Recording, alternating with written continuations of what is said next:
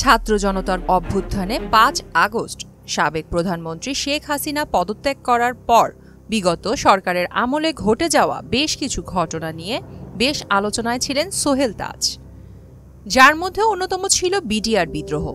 বাংলাদেশের প্রথম প্রধানমন্ত্রী শহীদ তাজউদ্দিন আহমেদের ছেলে সাবেক স্বরাষ্ট্র প্রতিমন্ত্রী সোহেল তাজ।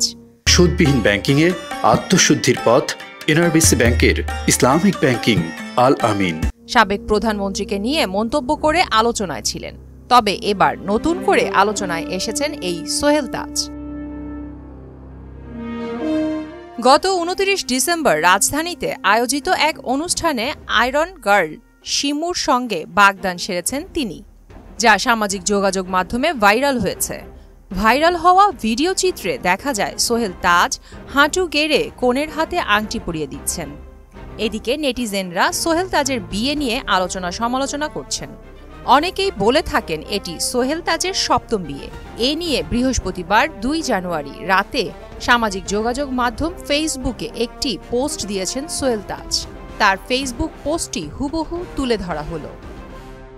আপনারা অনেকে প্রশ্ন করেছেন আমার ব্যক্তিগত জীবন সম্পর্কে। আমি কিছুই বলবো না, কারণ এটা আমার একান্ত ব্যক্তিগত বিষয়। দুটি কমেন্ট শেয়ার করলাম, তা থেকে আপনারাই বুঝে নিন কোনটা সঠিক আর কোনটা মিথ্যা। দৃষ্টি আকর্ষণ: গণহত্যা, গুম, খুন, নির্যাতন বা নিপীড়ন, দুর্নীতিবাজ, গণহত্যাকারী, চোর, মাফিয়াদের সমর্থনকারী, ব্রেন ওয়াশড নব্য কাউয়া বডি লীগের চামচাদের দৃষ্টি আকর্ষণ করছি।